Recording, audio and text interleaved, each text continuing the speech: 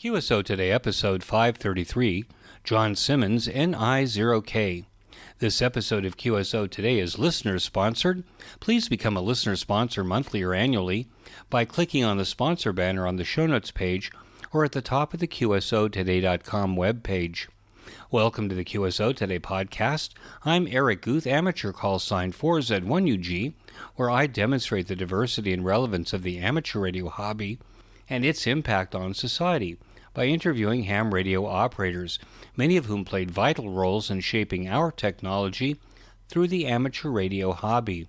And while many people might say, ham radio? Do people still do that? This podcast demonstrates through in-depth interviews just how amazing, diverse, and dynamic the amateur radio hobby continues to be. Well, it is cold and flu season here in Israel, and as much as I try to avoid sick people, I still spent the last 2 weeks out of commission with bronchitis. Everyone here is sick with something. In the meantime, I still try to do some professional work and projects including QSO Today, rebuilding my Creality 3D printer loaned to the neighbors for the last few years, and working for a client or two in my retirement.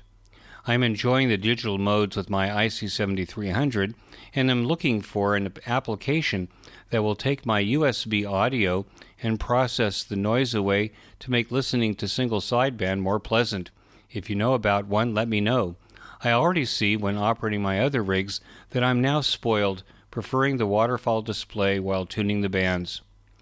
Getting guests willing to be interviewed for me on QSO Today is surprisingly difficult, so I make this appeal that if you have candidates for QSO Today, please ask them first if they would be willing before sending me their names. A warm lead is easier to book. Begging is increasingly difficult for me these days. If you are new to QSO Today, be sure to look at the QSOtoday.com website, where we have over 500 interviews with amateur radio operators. From there, you can click on links that will take you to the QSO Today Academy. Our catalog contains over 500 videos on every ham radio subject, completely searchable. John Simmons, NI0K, like many hams who were licensed in the 60s and 70s, built his CW skills passing traffic on NTS, or the National Traffic System. Developing an interest in early mechanical teletypes, John gained a practical knowledge of RTTY. As an active contester and DXer, John regularly appears in major international contests and is currently expanding his station for SO2R, Single Operator 2 Radio Operation, reflecting his ongoing commitment to competitive operating and technical improvement. From his QTH in rural Minnesota, NI0K has an antenna farm with 3 towers and a completely remotely controllable station. With interest spanning vintage technology, modern SDR systems, logging integration, and the future direction of the hobby, John offers a thoughtful, experience-based perspective on what it means to be an engaged amateur radio operator today.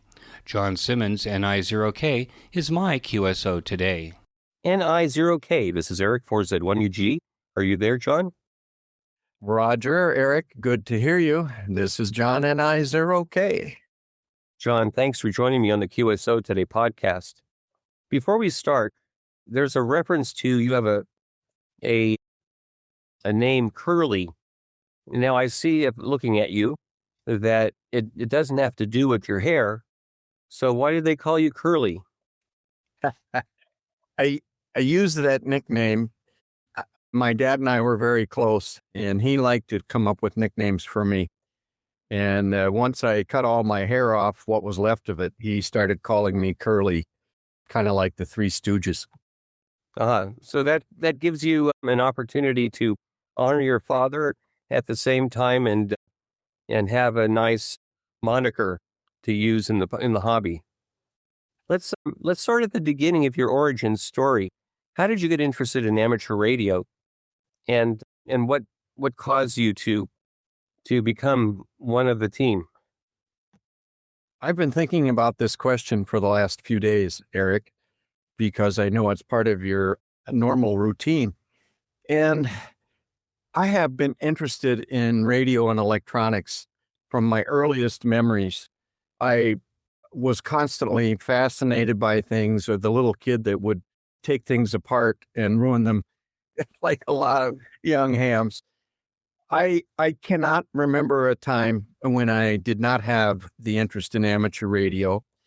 And as a kid, we frequented the city library, which was very good. And I discovered books about amateur radio. And somehow in my head, I had it stuck that I needed to be 18 years old to get a ham license. And I finally found this book called So You Want to Be a Ham. And it said there was no age restriction. And I was excited. And how old were you then, would you say? Well, I got my ticket in September of 1970. I was 15 years old. And so I probably started studying maybe a year before that. How about that? And what was the hometown? Falls Church, Virginia. It's a suburb of Washington, D.C. I see. And did you find once you made the effort to get the license, did you find an amateur radio community, a ham club or something like that in Falls Church that allowed you to become more expert? There wasn't a club in Falls Church. There were several nearby. I had two, let's call them older gentlemen that elmered me a little bit. They lived in my neighborhood, actually. One of them liked to climb towers. He had a 100-foot tower on top of his house in a suburban neighborhood. The other fellow was a retired full colonel, and he was rather officious, but he was helpful. So I had those two fellows. The retired colonel introduced me to a ham club that was affiliated with the Red Cross, had a ham station. I was able to operate that and met other people during that time. I was lucky that that ham station, the equipment was, some of it was supplied by the Red Cross and included a set of Gold Dust twins. So I had a chance to operate the Gold Dust twins before I knew they were something really, really great. But it was obvious sitting there and operating them that they were really awesome. I also had a chance during field day to operate at the property of Vic Clark, W4KFC. And I was too ignorant at the age of 16 or 17 to know what a great gentleman he was. So I was honored to know him as well. And what kind of outfit did he have? What kind of rig did Clark have? Vic, I never got to see his station. He owned quite a bit of property. And he said, well, if the club wants to operate field day, come on out. So we went out there and set up in a field, but I never even saw his house. Wow. So it was large enough. Did you see his antennas? Did he have antennas all over the property, or was he far enough away you still didn't see him? I still did not see his antennas. And of course, Vic was mover and shaker in the Potomac Valley Radio Club, which we all know is world famous. Did you have your first rig? Do you remember what your first rig was in that era?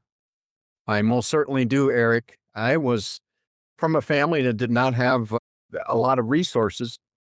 And in the circle of hams, there was a fellow that had joined the Army, and he was leaving the country. And he said, well, I'll sell you my novice station. Lock, stock, and barrel, I think it was $100, which for delivering papers was a lot of money back then. Anyway, I was fortunate. I had $100. It was an SX 110 receiver and an ICO 720 transmitter with a few crystals. So the SX 120 was a Heathkit, right? Or no, that was it wasn't a Heathkit. That was a Hammerland or a remember? Yeah, I'm sorry I misspoke. It was an SX 110, which is a Hallicrafters. Hallicrafters. Wow. And you became a proficient CW operator? I did. The circle of people I was in was involved in passing traffic.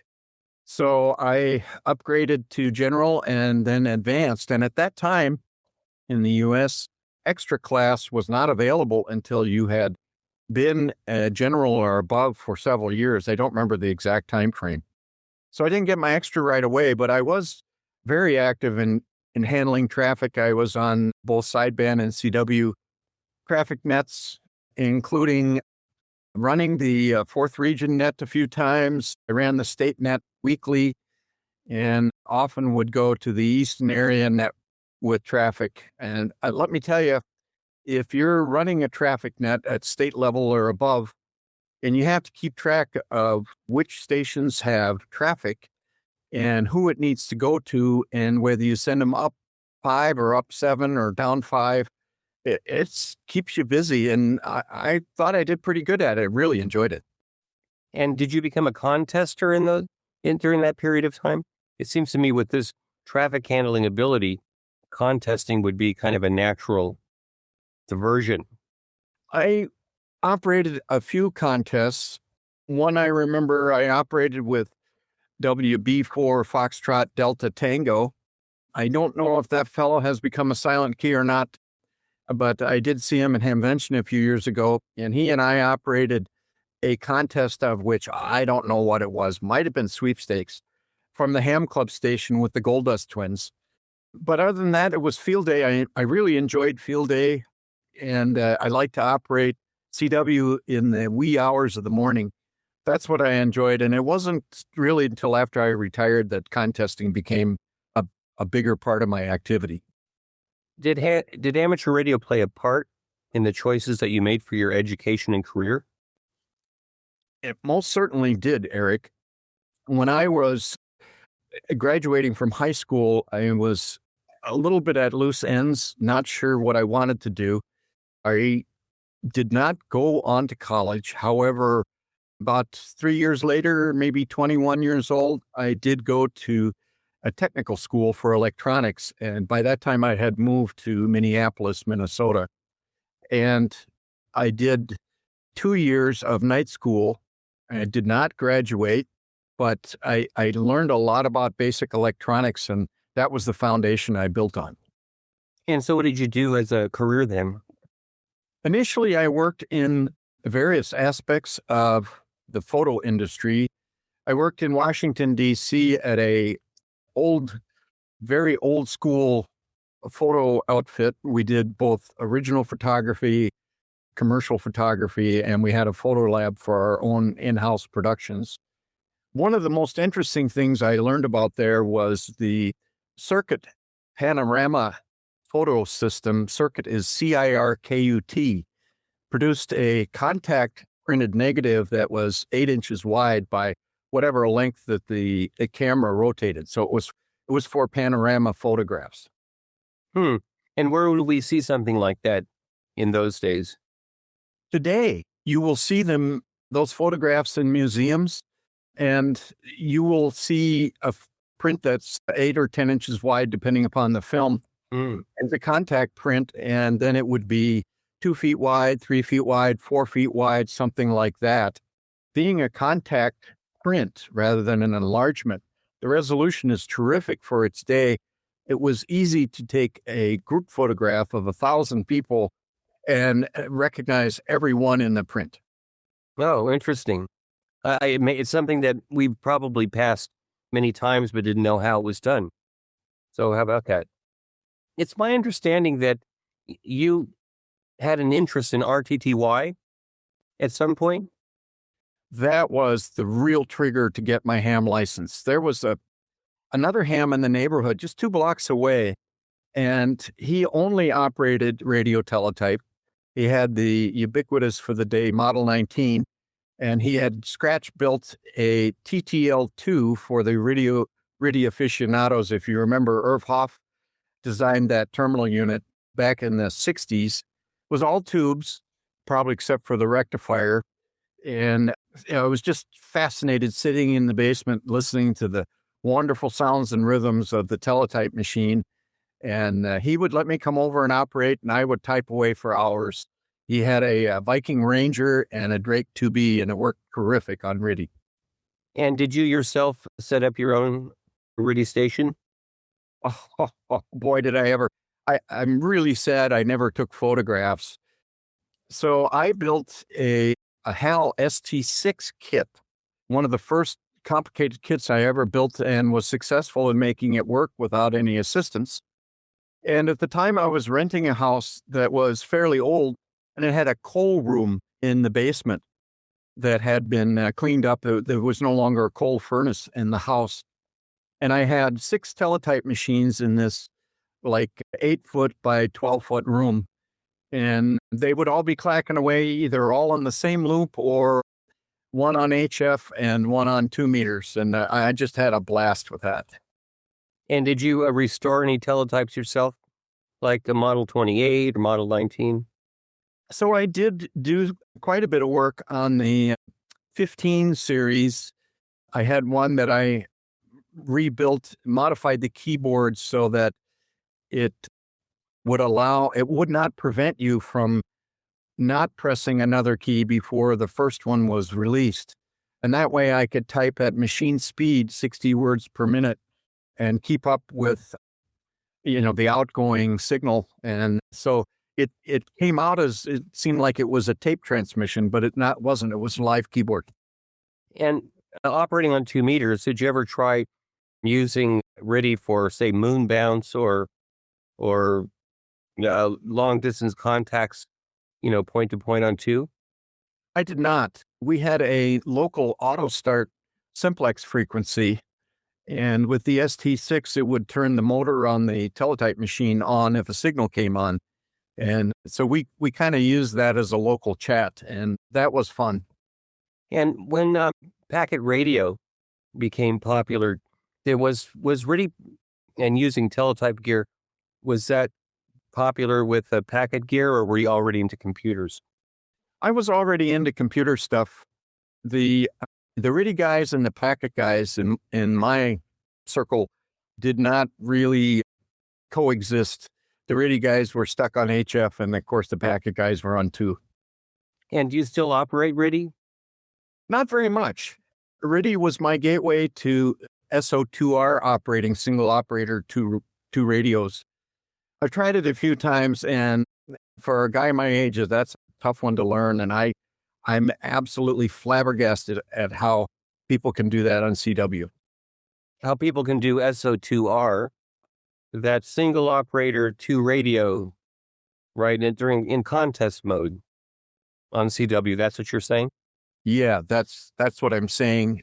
There's also 2-band interleaved CQing or something along those lines. And I'm just flabbergasted at people that can do that. There's a fellow in southern Minnesota, K0 Mike Delta, Scott, and he does that interleave stuff. And I can't wrap my brain around that.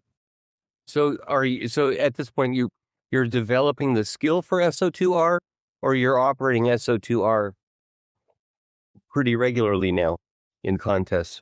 I'm pretty much at the developing my skills.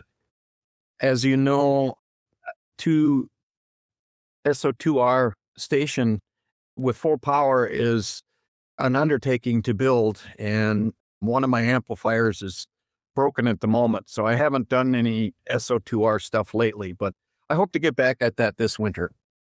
Well, that's interesting. So yeah, that requires a lot of antenna switching and a lot of cable switching automatically, things like that. Have you already built that stuff out? I have. I undertook building a 12 by 2 antenna switch, 12 antennas, 2 outputs, so I can feed my SO2R station with up to 12 antennas. And it's a design from the East. It's absolutely wonderful design. It was very difficult build because I didn't understand the documentation, but I did build it, made it work. I drive it with a software project that was developed, fortunately, before the fellow became a silent key. It's called Freak EZ, and it's wonderful software. It takes the UDP broadcast from N1MM and selects the proper antenna for each radio.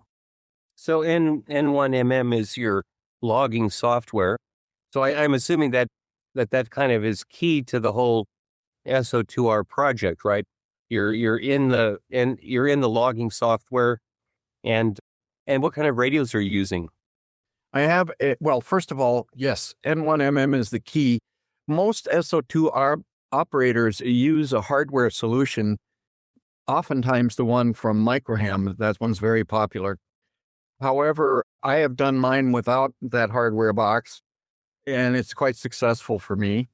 For SO2R, I have a Flex 6400, which drives an Expert 2K amplifier, and I have an Elecraft K3, which drives an ALS 1306, which is an Ameritron amplifier. Well, that's very interesting. What's interesting is it seems to me it might be more confusing to have two different rigs. Was that by design or by choice that you wanted to have two different rigs as an SO2R operator rather than, say, two Flexes or two Elecrafts? That's a great question. It happened just by natural selection or progress in my station. I had bought a K3 about a year before I retired. Loved the radio. I bought a second one. I used it for a remote for a while. And then a friend, Ham, was selling Flex 6400 at such a great price, and I'd been interested in using one of those for a remote. So I bought that, and so that's how I wound up with two different radios. But I don't really find it's difficult to have two different brand radios for SO2R. When you're operating SO2R, you're so focused on the contesting software that the radio really doesn't seem to even be there at all. I see. So once you have both radios set up and ready, then you're just going back and forth, with the key or the microphone and whatever the A/B switch is that you're going, between the two. Am I right? Go ahead. Am I right? I guess you'd be also changing the frequency as you're going up and down the band. But if you delve into N1MM, it really supports SO2R very well. And it does the switching between the radios for you. It will pick the correct one for push to talk. The antenna switch I have and N1MM will prevent me from connecting both radios to the same antenna. And obviously it's pretty much obvious that you don't want to be on the same band. So I'll have one on, say, 40 and the other radio on 20, 15, or 10. I often do that in the mornings. I rag chew with a group on 75 where we talk about our medical issues. And so I will do that and operate FT8 with the other station. And it's just fun to be able to do that. SO2R is something that I have to practice a lot on. I'm really wouldn't classify myself as an SO2R operator yet. Well, except you've actually built out the station. Can you do SO2R barefoot without the amplifiers? Oh, absolutely. And if you're going to do SO2R, I would suggest you do that first because of isolation issues that can lead to bad results for the front end of one of your transceivers. And now this mid-show break. The QSO Today project now has over 500 podcast episodes and hundreds of hours of virtual ham radio expo presentations, all freely available and fully supported by you, the listener. This short message and the later mention of the Ham Radio Workbench podcast are the only breaks in the program. QSO Today has no commercial sponsors, so no one influences the content or direction. This project exists solely to promote amateur radio and the people who make it thrive. Producing QSO Today is like a half-time job. Your support at any level covers the tools, hosting, and production costs that keep it going. And while it is a labor of love, it isn't free. Only about 6% of listeners contribute. Please consider making a donation. Use the slider on our donations page to set up the amount that reflects the value that you get from each episode or from our library of educational videos. Make it monthly to help secure the next 500 episodes. You can also become a listener sponsor, shop on Amazon using our referral link, Share QSO Today with friends, subscribe to our mailing list and YouTube channel, and help spread the word. Every action is value for value. Keep QSO Today alive by taking action now. We return to our QSO. Do you lose contest effectiveness using the Flex? Oh, no. The Flex, the pan adapter on the Flex is so great. Contesting or DXing, the pan adapter makes it almost like shooting fish in a barrel. So you know where the fish are. Absolutely. Pan adapter.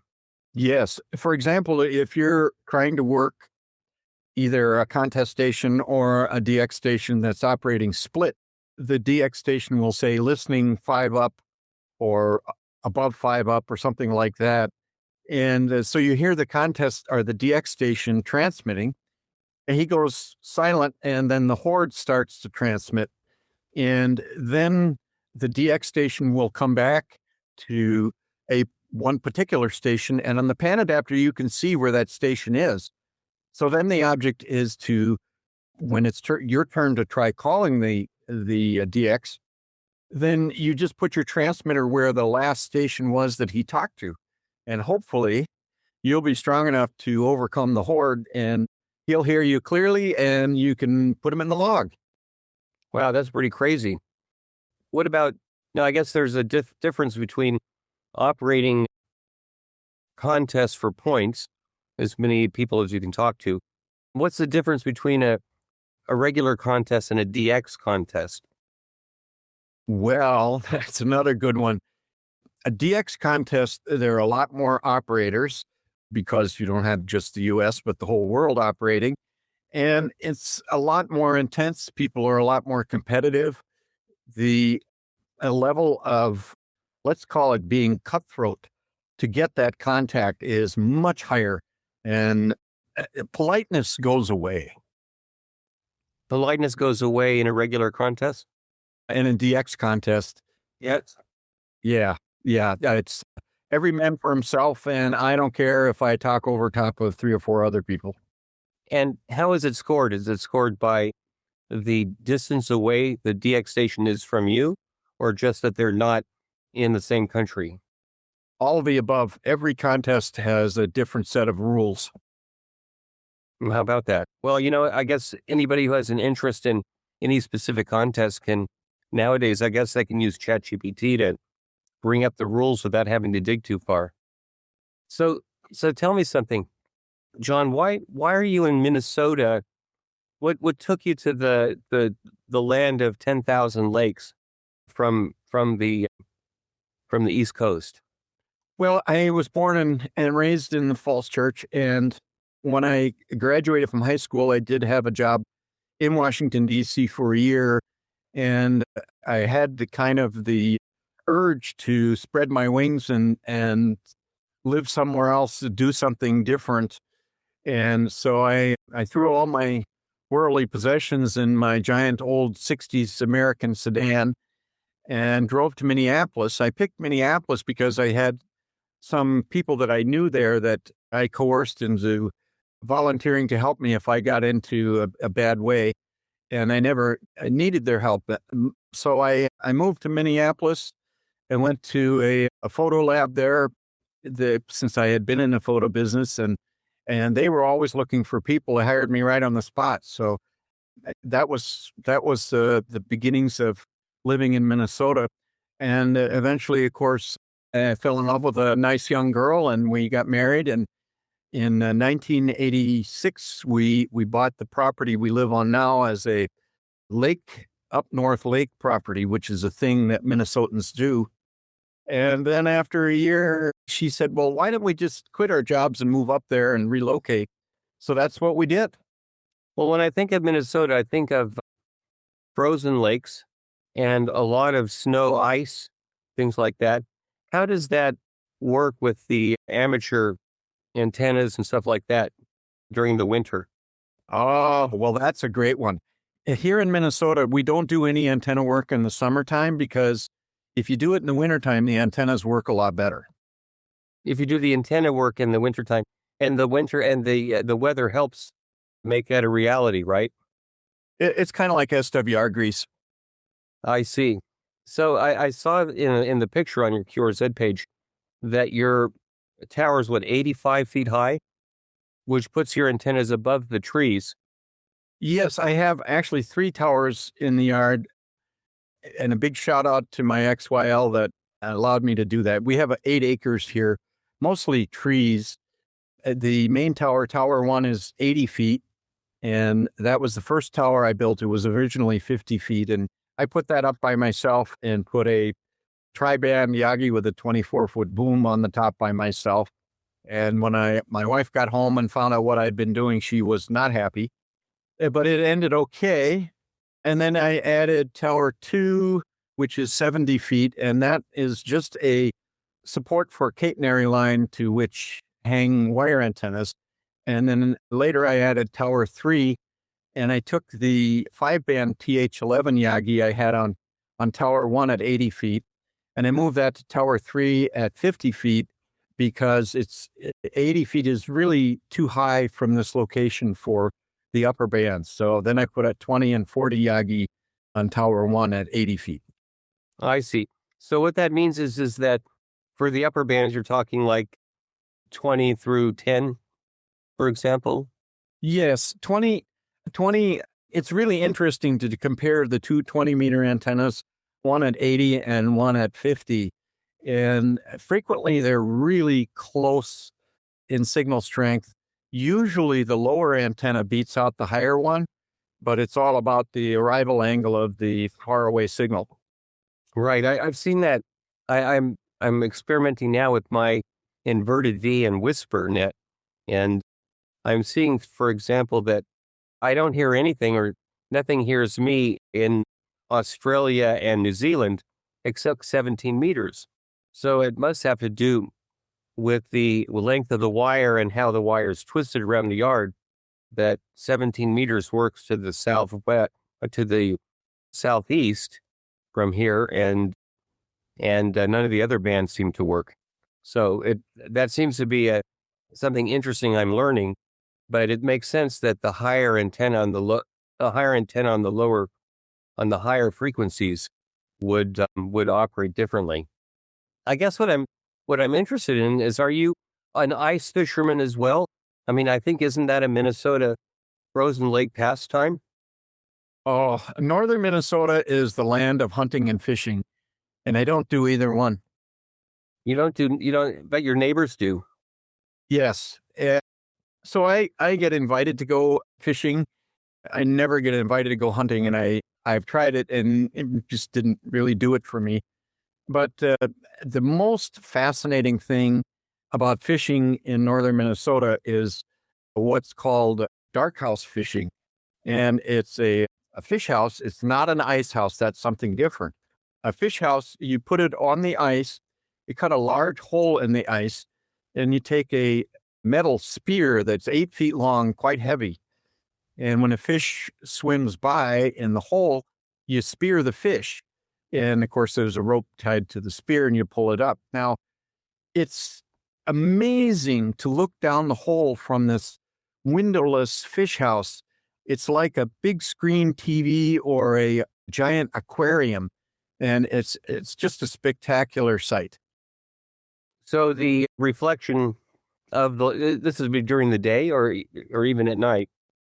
During the day, the snow and the ice allow some light into the water, and being in a darkened room, so to speak, you can see the fish. And in the wintertime, when the water's cold, the fish swim very slowly, and they might swim slowly by and you don't get a chance, or of course you have some bait down there. Sometimes they will come and kind of look at it. And of course, when you spear, there's some species you can't spear. It's against the law.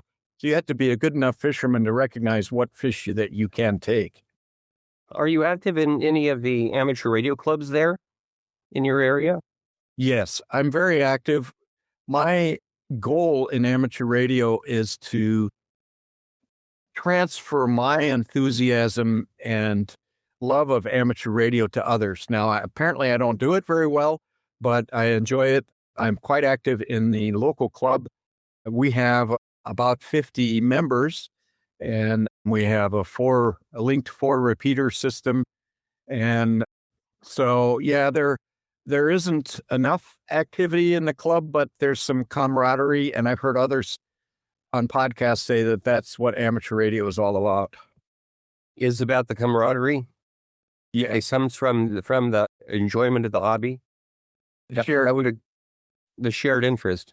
I would agree with that. Well, what do you say to somebody that thinks that amateur radio is, well, at the time that you got into the hobby and me a few years later, there was just CW and single sideband, or at least that's what it seemed that amateur radio was. What do you say to people that would they say ham radio? Do people still do that? How do you explain ham radio to them? I love that question, Eric. And when I hear your voice, I think of you saying that. I've been searching for what is commonly called the elevator speech for amateur radio, meaning, okay, you get on an elevator and you're going up 2 floors and somebody says that's in the elevator, what is ham radio? Well, you've got maybe 20, 30 seconds to explain it to them, and you can't. But I'm still searching for that. And I did find a quote that I don't have it in front of me, but it says something similar to amateur radio is the ability to use state-of-the-art communications systems worldwide. That's what the hobby allows you to do. But people that don't understand technology just don't get that. And they compare it to the cell phone. Well, why would you want to do that? And it's all about the delving into the hobby of 1,000 hobbies. Find something that really interests you. Isn't that interesting? I have people that visit my ham shack every once in a while, and what's interesting is they don't even cast a glance at the operating position at the radios and stuff. It's like they're not even there, and there's this lack of sensitivity. And I guess when I was, at the age of some of these people that come in, I would have been all over it. So is there something going on there that we don't quite understand, the lack of interest, or are people so used to seeing, high-tech devices that it just looks like another high-tech device? That's a great question. I don't have an answer to that. I have become acquainted with a somewhat local fellow as a de-expeditioner and a contester. He moved his contest station to much farther north, and he's invited me to operate at his station, K0IR, a wonderful fellow, a very generous man. And he had an open house this last fall, and he invited lots of hams, and he said, come and operate. And no one would sit at any of the operating positions and operate. And I don't know if they were overwhelmed, but holy mackerel, if somebody gave me a chance to operate from a world-class station, I'd be all over it. I'd be fighting for the first spot. It sounds to me like you could have had the spot of your choice. I have operated from Ralph's station. It's wonderful. Now, does the winter in Minnesota change the nature of getting around and, say, going to ham club meetings or going to other people's stations to operate? I live in a place that looks like summer half the year or most of the year. So, this idea of Minnesota snow and ice that comes in October and stays until June is new to me. So I'm wondering, does your ham radio life change between seasons? I would like to compare that to the desert. Phoenix, that part of the United States where in the summertime it's brutal and can be deadly. And Minnesota is the same thing in the wintertime, only it's colder instead of hotter. And I often point out that you can always put on more clothing, but you can't take too much off. Right. I guess, I'm thinking of the car, but I would imagine that if your car's baking in 140 degree, heat, that probably you'd have the same problems getting it started in Phoenix as you would in the summer, as you would trying to start your car in the winter in Minnesota, you'd just have to take different precautions in order to make sure that, that the car would start. So a lot of people here use the remote start capabilities of modern cars. That's just wonderful. You can push a button from the warmth of inside and warm up your car while you stay inside. It used to be much more of an adventure when cars weren't very good and would break down frequently. Modern cars, they just go and go and go, and often people, when they travel long distances in the wintertime, they'll warm up the car and get in their car and take their coat off and drive in shirt sleeves. So you have to use your head. If you don't have some common sense, you could be seriously hurt or die. And now this mid-show break. Every 2 weeks, I listen to the Ham Radio Workbench podcast with George, KJ6VU, Vince, VE6LK, Mark, N6MTS, Thomas, K4SWL, Michael, VA3MW, and Rod, VA3ON, and their guest on often topical and important projects in amateur radio. This discussion amongst the regulars and their guests remind me of the conversations that I used to listen to on 146.94 and 146.46 megahertz in Orange County, California, while working on my own workbench almost 50 years ago. It is amazing how much practical ham radio knowledge that we can absorb by listening to the Workbench podcast that starts to make sense when we start our own deep dive into our own projects. So join me by listening to the Ham Radio Workbench podcast now and as George and crew push beyond 200 episodes. You can get to the Ham Radio Workbench podcast by clicking on the banner in this week's show notes page. And now, back to our QSO. Do you have a Ham Radio Workbench? Oh my goodness. I have lots of them, and they're all covered with projects, and I can't get any work done. And what, other than the amplifier, or in addition to the amplifier, what kind of projects do you have going on your workbench? Great question, because I have lots. Too many.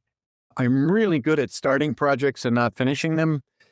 For the outdoors, I have several antenna projects. I have a stacked Yagi array for 10 and 15 that's ready to install on the tower, and I'm going to do that this past summer. Well, guess it didn't happen. I may do it yet this winter if I can find a warm enough day. I have another wire antenna to add to my high 80-meter inverted V to make it directional with the Christmas feed. I want to put up a 30-meter gain antenna, some sort of wire antenna. I'm not sure if it's exactly what configuration that's going to be. I have a repair project on top of Tower 1, the rotor is not functioning. Inside, I have all the parts and pieces necessary for the Teensy Maestro. It's an add-on to the Flex. It's a great project. I have my amplifier repair. I have a lot of audio projects to do. It just goes on and on and on. I've got literally probably 50 projects in various states that I'm working on. So the Maestro is the control head that you get from Flex for the Flex radios. What's a Teensy Maestro? Is that a Flex project or is that a third party?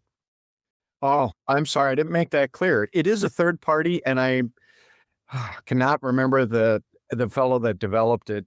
It's based on the Teensy, I think it's an ESP32 sort of micro PC. And it gives you some of the functionality of a Maestro at a lot less cost, a smaller form factor. It's basically giving you some buttons and knobs, and the screen with the Smart SDR software from Flex and also Marcus on the Mac platform. The Maestro I really like this solution better than the Maestro, although I have operated with a Maestro. I see. And do you operate remotely from when you're not at your QTH and you're traveling? Will you operate your station remotely? Yes, I love to operate remotely. It's absolutely a wonderful new facet of amateur radio. I have talked to people that say that operating contest stations located in favorable locations remotely is unsportsmanlike. But I don't know if I quite see it that way. However, operating remotely is really good in the States. So many people live in areas where amateur radio is effectively banned because of outside antenna restrictions. Okay, well, that's very cool. So, do you find that Minnesota then is or at least your QTH, is a great location for operating remotely? From that standpoint, you cover the United States and to Europe and to Asia? Well, remotely I can do anything that I can from the shack unless something breaks. I can switch antennas, I can rotate Yagis, whatever I wish. So there's no real difference operating remotely than being in the shack. However, northern Minnesota one pays a penalty for being this far north with propagation. I have friends that are DXers and contesters in central and southern Minnesota, and they always beat me out because it seems like there's a 10 or 15, maybe even 20 dB attenuator for this far north. Oh, that's interesting. Yeah, I have a friend that's operating from Vermont, and he seems to have mastered the East Coast pretty well from his station. And I was just curious whether or not, as you go further west, whether or not it makes a difference in terms of the other places you're covering. What, do you have hopes and worries about the next 10 to 20 years of amateur radio? Another great question, Eric. And I know it's one of your favorites. I do think about it, and at club meetings, it's a subject of a lot of discussion. Some club members are saying, well, we need to do something to attract young people. There are not enough young people in amateur radio. And if you go back and look at essays from the old man, he was saying that in the 1930s. So it's nothing new.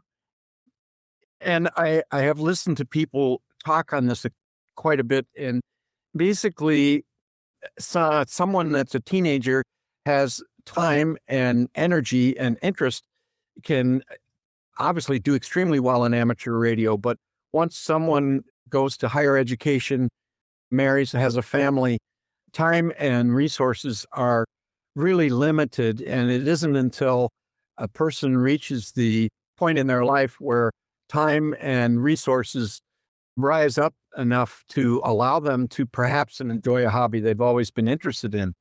As far as the future, my opinion is we need to engage the maker sphere, people that are interested in technology that would find amateur radio an excellent addition to the tools they already use. And I think that's where the growth in our hobby should be. That's very interesting. So the idea is that amateur radio complements the projects they're already doing, whether it's, say, drones or robotics or something like that. Absolutely. Amateur radio for most people, doesn't have the pull and interest that it had when I was a kid because technology wasn't really much of a thing. And here when I was a kid, technology, wow, here's a way to play with it. And it's legal and I can do whatever I want pretty much. Nowadays, technology is ubiquitous. In a cell phone, you can carry amazing power and have knowledge at your fingertips. So others have said this isn't my own invention. We need to capture those people and say, hey, do you like computers? Do you like researching things? Do you like astrophysics or astronomy? And so with amateur radio, you can add that as another tool to do those things. You can try EME, you can try amateur satellites, you can putting up a whisper transmitter in a balloon. What a great project for a high school or junior high school. So yeah, there are all kinds of things. But another problem that amateur radio has always had is once you capture someone's interest and they move over the hurdles of getting their license, they often lose interest and don't do anything. And that's where you need active hams to say, hey, Bob, hey, Joe, let's do this or let's try that. And see if you can get them passionate about an aspect of the hobby. Yeah, one of the things I've noticed, well, we all notice that we use email instead of snail mail these days. I found an interesting search engine on QRZ that actually will tell you by zip code the hams that live in the zip code, the licensed hams that live in a zip code. So if you're looking for the hams that live around you, it seemed to me it would be a very interesting exercise to get a list of those hams and then go knock on their doors and say, I notice that you have an active ham license, but I don't see that you're an active ham. What happened? What can I do? Or how can I help? Only from the standpoint to see, where the failure happened. Where did it break down? If we're in fact worried about it. And then I'm thinking also as you're talking that it'd be nice to see articles in other hobby areas where ham radio operators say, extend the range of your drone control using licensed ham radio frequencies to control your drone. That seems, that would be a way to say promote ham radio to the drone community. I guess we're going to have to leave our comfort space in order to bring others, into it. So, but that seems to be the way it always is, isn't it? Yes, people that want to be involved in amateur radio. Well, first of all, let me say, I tend to sort hams into two broad categories: the talkers or communicators and the techie guys. Sometimes they cross, but usually hams that like to just play with the radio, talk on the radio rather, buy a box, plug it in, just have it work. There's that group. And then there's another group that maybe talking on the radio in whatever form is less important than using the technology, putting the pieces together and making it work is more interesting to them. And there are people that in the middle ground, and I put myself there. I like both aspects. I love the technology of amateur radio, but I love to meet people, talk to them, learn about their life in the past. It's just fascinating, and being able to talk on the radio and have those conversations where you actually use the hobby to learn about the hobby and learn about the people. That's the fun. But I don't think that you're going to talk somebody into amateur radio unless they have some sort of spark, there's a pun there, of interest in technology of some sort. Yeah, I think that's right. What advice would you give to newer returning hams to the hobby? I'm going to repeat myself. Find part of the hobby that interests you. We had a club get together last night, and there's a fellow there that's not been very active. And I went over to him and I said, well, what can I tell you about ham radio? What thing that would you be interested in? Would you be interested in contesting? Would you be interested in field operations or POTA? What is really interests you? And he looked at me with a puzzled look and he said, I don't know. And I think that's the key to someone that's inactive for whatever reason, is to find a niche that is of interest to them and get them fired up about it. And I apparently have not been very successful in that. I try all the time to get people excited when we have a new member in our ham club. Hey, here's my card. You want to know anything? You got technical issues? Get a hold of me. I volunteer as a ARRL technical resource guy. And other than people I already know, I don't get very many people reaching out for assistance. But I love to help people and providing a learning experience. So you can do what you can do. And I guess you can bring the camel to water, but you can't make him drink. Yeah, here in the States, we use a horse instead of a camel. Yeah, there you go. John, thank you so much for joining me on the QSO Today podcast. I hope that you enjoyed this as much as I did. And I learned more than I probably should have about Minnesota, although I have a grandfather that actually came from Minnesota, but I can't say I was ever there in my life. Well, that's okay. It's a beautiful place. I'm honored to be a guest on your show. I have admired you from afar for a long time. The online virtual hamfests that you did were terrific. I love the speakers, spent a lot of time listening and going over them again and again. I pushed really hard for the people that I know to attend those, and I'm grateful for everything that you've done for our hobby. Thank you, Eric. Well, thank you so much, John. 73. 7-3. That concludes this episode of QSO Today. I hope that you enjoyed this QSO with John. Please be sure to check out the show notes that include links and information about the topics that we discussed. Go to www.qsotoday.com and put in NI0K in the search box at the top of the page. You can sponsor the transcription of this episode or any of the previous episodes by clicking on the transcription button on every show notes page. The cost is $75 per episode, regardless of the length. We will quickly transcribe the episode and give you credit for your sponsorship. Please send us the call sign of the podcast to make sure that we transcribe what you want. Remember that QSO Today is value for value. Please support our project by making a donation or becoming a listener sponsor today. Use our Amazon link before shopping at Amazon, as we receive a small commission on your Amazon purchases.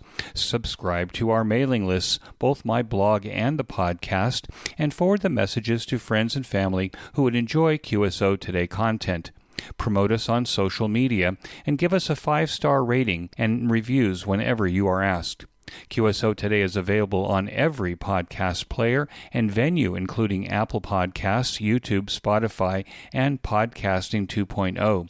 Get a Podcasting 2.0 player to make it easy to get your next episode as soon as we publish. Until next time, this is Eric for Z1UG 73. The QSO Today podcast is a product of KEG Media Inc., who is solely responsible for its content.